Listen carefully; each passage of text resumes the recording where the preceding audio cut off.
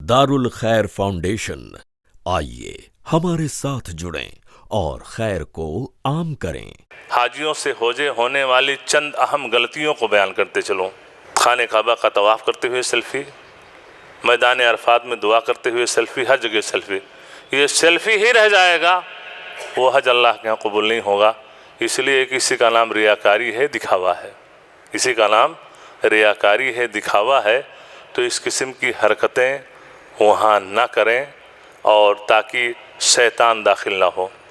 दूसरी गलती, चूँकि हमारी इस तरबियती प्रोग्राम में हमारी कितनी ख़वातीन भी बहनें भी मौजूद हैं, आम तौर से ये चीज़ मुशाहदे में आती है, चूँकि मुझे तो हर साल जाना रहता है हाजियों के साथ, मोतमरीन के साथ, कि एक ख़ातून जब हज के लिए जाती है तो जिस तरीके से नई नवेली दुल्हन को सजाया जाता है और उसके हाथ में मेहंदी वगैरह लगाए जाते हैं, तो हमारी कितनी बहनें भी हैं ये सफ़र हज पे जाती हैं तो सेम उसी दुल्हन की तरीके से हाथ में मेहंदी वगैरह पूरा एहतमाम के साथ लगा करके जाती हैं, और वहाँ पहुँच करके भी नमाज फ़ज्र के लिए, दीगर नमाज के अदायगी के लिए हरम में जा रही हैं फुल मेकअप के साथ। ये चीज़ क्या है? ये नाजायज़ है, ये हराम काम हो रहा है। ये तमाम चीज़ें किसी के लिए जायज़ हैं तो उस हज्जिन के शौहर के लिए और उसके बेडरूम में, हत्ता कि शौहर के साथ शॉपिंग के लिए फंक्शन में भी जा रही है तो भी किसी किस्म का मेकअप करके, बनाव श्रृंगार करके नहीं जा सकती है। तो ये बहुत बड़ी गलती हमारी बहनों से होती है, और इसलिए अर्ज़ किया हूँ ताकि जब आप हमारी बहनें सफ़र हज के लिए रवाना हों तो इस मुनकर का इर्तिकाब करते हुए ना जाएं। तीसरी गलती होती है कि जब ये हमारे हाजी हज के लिए जाते हैं और मक्का में पहुंचते हैं तो मक्का में क्या, रास्ते ही में बहुत सारी जगहों पर, हत्ता कि एयरपोर्ट पे पहुंचते हुए बोर्डिंग की लाइन लगी हुई होती है, कुछ स्टाफ की कमी है या कुछ उसकी स्पीड स्लो है या सर्वर डाउन है तो टेम्परेचर हाई हो जाता है। ये नालायक, ये बदतमीज़, ये हरामखोर, ये काम करना नहीं चाहते, ये है वो है, यहीं से, और बम्बई की ज़ुबान में कुछ और आगे बढ़ कर के कुछ दो एक जुमले गाली के भी दे देते हैं। मक्का पहुँचे, बिल्डिंग में कुछ मिसमैनेजमेंट या कुछ है, हो जाता है, वहाँ भी इंसान जामे से बाहर होकर के वहाँ भी अबे तबे और गाली गलौज पे उतर आता है। मक्का पहुँचा, खाने काबा का तवाफ़ कर रहा होता है, भीड़ है, किसी ने धक्का दे दिया, धक्का दिया नहीं, पीछे से किसी ने धक्का दिया, बेचारा ये आ गया, पलट करके दिखता नहीं है क्या, अंधा हो गया, दिखता नहीं क्या, अंधा हो गया क्या, ऊपर आ गया। अब तुम्हारी तरीके से वो भी नाले का दाला था, क्या बोलता रहे बम्बई की ज़ुबान। और आखिर में क्या है, खाने काबा का तवाफ़ कर रहे हैं और नौज़ बिल्लाह, मैंने तो अपने इन कानों से सुना, माँ बहन की गालियाँ भी शुरू हो गई। ऐसे इंसान का हज मबरूर होगा, हज मकबूल होगा? क़तअन नहीं होगा। अल हज अशहुरुम मालूमात फमन फ़रद फ़ीहिन्नल हज फ़ला रफ़स वला फ़ुसूक़ वला जिदाल फ़िल हज। हज करते हुए जंग व जदाल, लड़ाई झगड़ा, इसकी कोई गुंजाइश ही नहीं है, शरीयत ने इसको हराम ठहराया है। ऐसे इंसान का हज मबरूर नहीं होगा। तो ये है कि मेरी गुजारिश है कि आप हज के लिए जा रहे हैं, सब्र का दामन अपने हाथों से न छोड़ें। ऐसे ही हाजियों से एक बड़ी गलती हजर अस्वद के बोसा लेने के ताल्लुक़ से है। अल्लाह के रसूल सल्लल्लाहु अलैहि वसल्लम का जो अमल हजर अस्वद के बोसा लेने के ताल्लुक़ से है वो ये है कि आपने कभी इसको बोसा लिया, चूमा, और कभी आपके हाथ में नेज़ा या छड़ी थी उसको लगाया, उसको आपने चूम लिया, हाथ से हाथ को चूम लिया, और कभी दूर ही से आपने अल्लाह अकबर इशारा करके आपने तवाफ़ शुरू किया। तो ये चीज़ें क्यों अल्लाह के रसूल सल्लल्लाहु अलैहि वसल्लम ने की हैं? ताकि जैसी सिचुएशन हो, जैसे हालात हों, वो आप अपना लें, लेकिन जान की बाजी लगा करके हजर अस्वद का बोसा ना लें। क्योंकि हजर अस्वद का बोसा लेना ये ना हज का रुकन है, ना वाजिब है, मुस्तहब कहा जा सकता है। कोई इंसान जाए और हजर अस्वद का बोसा ना ले सका, उसका हज दुरुस्त, हज में कोई नक्स नहीं है। तो क्या होता है कि कोई इंसान आज के 30 साल पहले हज के लिए गया था, بھیڑ نہیں تھی، آسانی سے گیا چوم لیا، ایک نہیں دو نہیں 3 بار چوما۔ اب 30-35 سال پہلے اور ابھی جائیے، چومنا اس کا ممکن ہی نہیں ہے حجر اسود کا، جب تک کہ آپ دھکا کسی کو دیں اور دھکا نہ کھائیں۔ کوئی اگر کہے کہ میں گیا بغیر بھیڑ کے چوم لیا، جھوٹا ہے، آج کے وقت میں ممکن ہی نہیں ہے۔ تو اب وہ بیچارہ تو نہیں چوما، ٹیلی فون تو چل ہی رہا ہے، ارے بھائی کیا ہوا، ارے بہن کیا ہوا، حجر اسود چومی؟ نہیں بہنی بہت بھیڑ ہے، ہمت نہیں ہو رہی ہے۔ ارے بھائی بہت بھیڑ ہے، ہمت نہیں ہو رہا۔ ارے تو تب تو تم نے کچھ نہیں کیا، میں گیا تھا، میں گئی تھی نا، ہر نماز میں چومتی تھی۔ ہوتا کیا ہے، یہ حجر اسود سے پہلے رکن یمانی ہے۔ یہ کتنے لوگوں کو دیکھا میں نے، رکن یمانی پہ بھیڑ نہیں رہتی ہے، اس لیے کہ اس کا صرف استلام ہے، ہاتھ سے چھو لیجئے، چومنا نہیں ہے۔ تو جا کر کے اس کونے کو چوم رہے ہیں اور مگن ہے کہ حجر اسود کو چوم رہے ہیں۔ تو یہ کہہ رہے کہ میں تو ہر نماز میں چومتی تھی۔ اگر آپ وہاں گئی یا گئے اور حجر اسود کو نہیں چوما تو کچھ نہیں کیا۔ اچھا ایسا کیوں ہوتا ہے؟ اس لیے کہ یہ وہ لوگ ہیں حج کرنے والے جن کو توفیق نہیں ہوتی ہے کہ جیسے پروگرام میں آ کر کے شریک ہوں اور کتاب و سنت کی صحیح تعلیمات حاصل کر سکیں۔ تو اس کا نتیجہ ہوتا ہے کبھی انہوں نے کس لیا، کمر کس لی کہ جا کے میں بھی چوموں گا۔ اب جب وہاں پہنچے تو میں نے تو اپنی آنکھوں سے اس لمبی عمر میں، لمبی حج کے قافلے کی رہنمائی کرتے ہوئے میں نے دیکھا ہے کہ احرام کا چادر نیچے کا کھل گیا، ننگے ہو گئے، اور محترمہ جو بہت شوق چل رہا تھا حجر اسود کے چومنے کا، دوپٹہ ادھر گیا، کان کی بالی ادھر چلی گئی اور گری بے ہوش ہو گئی۔ یہ حجر اسود چومنے گئی تھی۔ تو میں کہنا چاہوں گا اپنے بھائیوں کو اور اپنی بہنوں کو ایسی غلطی نہ کریں، کیونکہ حجر اسود کا چومنا یہ مستحب کہہ سکتے ہیں، اور کوئی مستحب عمل کرنے کے لیے کسی کو دھکا دینا اور دھکا کھانا یہ حرام کام ہے، تو وہ درست نہیں ہے۔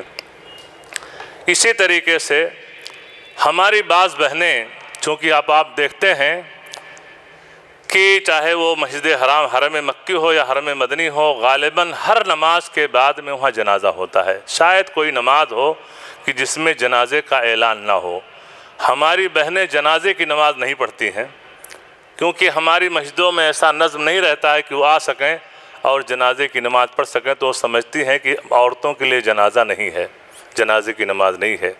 نہیں، وہاں آپ کے لیے مصلی الگ ہے، آپ نماز پڑھ رہی ہیں اور سلام پھیرنے کے تقریباً 2 منٹ کے بعد اناؤنس ہوتا ہے کہ جنازے کی نماز ہے، تو آپ انتظار کریں، آپ بھی، خواتین بھی جنازے کی نماز پڑھیں۔ ایک احد پہاڑ کے برابر ثواب جنازے کی نماز کا ہے، اور انسان دفنانے میں شریک ہو جائے تو 2 احد پہاڑ کے برابر ثواب ہے۔ تو آپ اس ثواب سے کیوں محروم ہو رہی ہیں؟ آپ بھی اس کا اہتمام کریں تاکہ آپ کو یہ ثواب مل سکے۔ اسی طریقے سے جب حجاج کرام یہ منا جاتے ہیں، مزدلفہ جاتے ہیں، عرفات جاتے ہیں، ہر ایک گھڑی کی قدر کرنی چاہیے، اور اس میں آپ کو گریہ وزاری اللہ سے کرنی چاہیے، گناہوں کی مغفرت طلب کرنی چاہیے، اور اناپ شناپ باتوں میں مشغول نہیں ہونا چاہیے، جیسا کہ ہمارے بہت سارے حاجی یہ کام کرتے رہتے ہیں۔ حتیٰ کہ بسا اوقات غیبت اور چغل خوری بھی وہاں منا خیمے میں اور عرفات کے خیمے بیٹھے ہوئے، فلاں ایسا ہے، ڈھکاں ایسا ہے، تو یہ سب چیزیں وہاں نہیں ہونی چاہیے۔ یہ بڑی ہی معیوب باتیں ہیں جسے بہت سے حاجی کرتے ہیں۔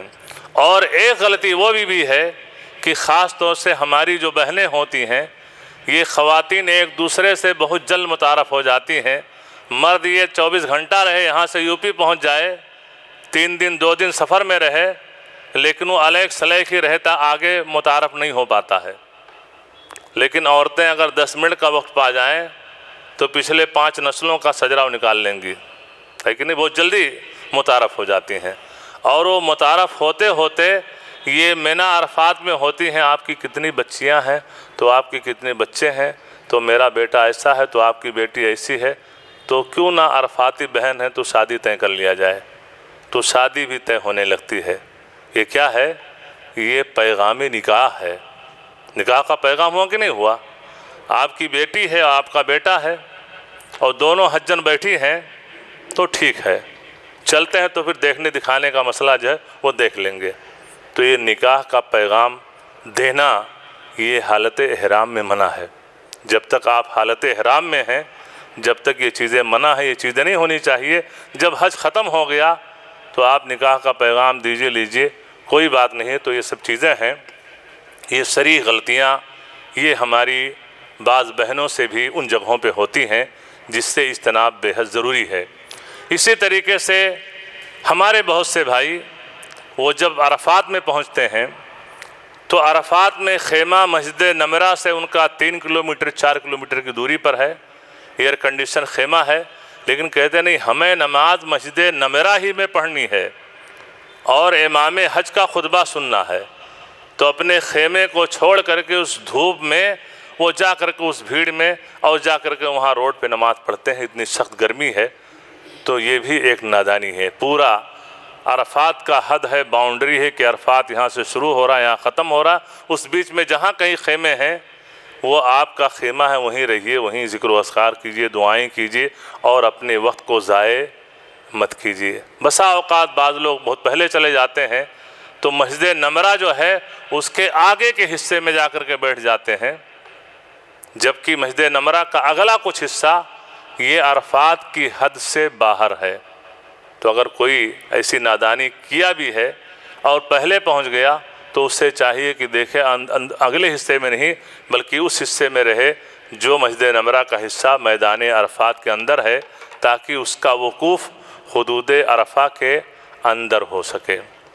بعض لوگ کیا کرتے ہیں کہ اللہ کے رسول نے حج کیا تھا تو آپ جبل رحمت کے پاس جا کر کے آپ نے دعا کی تھی، اس لیے اپنے ایئر کنڈیشن خیموں کو چھوڑ کر کے اس دھوپ میں، ابھی ہمارے خیال سے اس وقت جب جائیں گے مئی جون میں تو 45 ٹیمپریچر رہے گا۔ اس گرمی میں کہ ایئر کنڈیشن روم میں رہتے ہوئے اگر ایک ایسی کوئی جواب دے دی تو اس میں رہنا مشکل ہوتا ہے۔ فوراً ایئر کنڈیشن ایسی مکینک کو بلائی، یہ ہے پورا طوفان کھڑا ہو جاتا ہے اور انسان جا کر کے جبل رحمت کے پاس اور وہاں دھوپ میں کھڑے ہو کر کے اپنے آپ کو ہلاکت میں ڈالنا ہے۔ تو ایسی حرکتیں نہ کی جائیں، جہاں ہیں وہاں خیمے میں رہتے ہوئے اللہ کا ذکر و اذکار کیا جائے، دعائیں کی جائیں، اس میں مصروف رہیں، یہ بہتر ہے۔ اسی طریقے سے جب حاجی میدان عرفات سے نکلتا ہے، بس میں ہے، کبھی کبھار ایسا ہوتا ہے کہ ٹریفک زیادہ ہو جاتا ہے، انسان 100 میٹر 2 گھنٹے میں نہیں چل سکا، چونٹی کی چال بس چل رہی ہے، انسان بیزار ہو جاتا ہے، کہتا ہے کہ چلو اترتے ہیں، پیدل ہی چلتے ہیں مزدلفہ، کتنا لگا 1 گھنٹہ 1.5 گھنٹے میں پہنچ جائیں گے۔ اگر حالات ایسے ہوں آپ جا رہے ہیں تو مزدلفہ جب آپ جائیں گے تو عرفات میں، مزدلفہ میں، منی میں ہر جگہ بورڈ لگا ہوا ہے کہ مزدلفہ یہاں سے شروع ہو رہا ہے۔ تو جب بس چھوڑ دیا حاجی اور یہاں سے نکلا پیدل، اب پیدل جاتے ہوئے اس رات میں دیکھتا ہے کہ لوگ بچھا کر کے اور سو رہے ہیں، یہ بھی ان کے ساتھ چٹائی بچھا کے سو جاتا ہے۔ اور جب صبح اٹھتا ہے تو پتہ چلا بھی 1.5 کلومیٹر چلا ہے، 1.5 کلومیٹر کے بعد وہاں بورڈ دکھ رہا ہے کہ مزدلفہ اسٹارٹ ہیئر، کہ مزدلفہ کا میدان یہاں سے شروع ہو رہا ہے۔ اب اس کو یوم النحر 10 تاریخ کی جو رات اس کو مزدلفہ میں گزارنی تھی اس حد کے باہر ہو گیا، اب کیا ہوگا؟ ایسی صورت میں اس کو دم دینا پڑے گا۔ تو جب آپ جائیں تو آپ وہ بورڈ دیکھتے رہیں کہ آیا ابھی بورڈ آیا ہے کہ نہیں آیا ہے، مزدلفہ کا حج شروع ہوا کہ نہیں، شروع ہو رہا ہے تو اس حد کے اندر آپ جائیے اور وہاں رات گزاریے۔ تو اس طرح کی بہت ساری غلطیاں ہمارے حجاج کرام سے ہوتی رہتی ہیں جسے نہیں کرنا چاہیے۔ جب مزدلفہ میں انسان پہنچتا ہے تو ہمارے کتنے حجن یا حاجی بھائی ہوتے ہیں جو مزدلفہ کی رات جو آرام کرنے کی ہوتی ہے اس میں لمبی لمبی نفلیں فجر تک پڑھتے ہیں۔ اللہ کے رسول صلی اللہ علیہ وسلم کا عمل اس رات میں آرام کرنا تھا، اس لیے کہ قربانی کے دن بہت سارے اعمال کرنے ہیں جس کے لیے آرام و راحت کی ضرورت ہے، اس لیے اس قسم کی حرکتیں نہ کی جائیں اور سنت رسول صلی اللہ علیہ وسلم کی صریح خلاف ورزی نہ کی جائے تاکہ حج مقبول ہو سکے۔ یہ چند باتیں تھیں جو اس حوالے سے آپ کے گوشے گزار کی گئیں۔